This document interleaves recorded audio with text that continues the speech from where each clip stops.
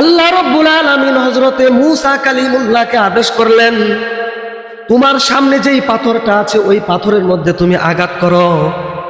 হযরতে মূসা ওই পাথরের মধ্যে আঘাত করলেন।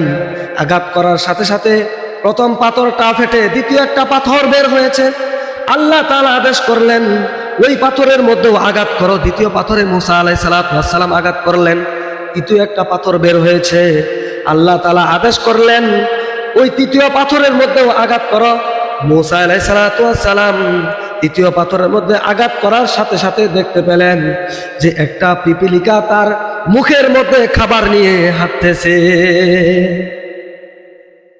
আশ্চর্যের বিষয় হলো, তিন অন্ধকারের ভিতর কোনো জানালা নাই, কোনো দরজাও নাই, কোনো ব্যালকনিও নাই। তিন অন্ধকারের ভিতর একটা পিপিলিকা কিভাবে প্রবেশ করলো?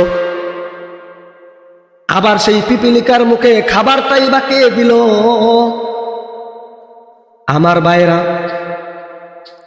আমার ভাইরা একটা ঘরের মধ্যে জানালা থাকে, দরজা থাকে, ব্যালকনি থাকে, ঘরে প্রবেশ করার মতো অনেক কিছুই থাকে, কিন্তু সেই পাথরের ভিতরে না নাই জানালা, না নাই দরজা, না নাই কোনো ব্যালকনি, কিন্তু সেই তিন অন্ধকারের ভিতর পিপিলিকাটা কোথা থেকে আসলো? আবার পিপিলিকার মুখে খাবারটাই বা দিল কে?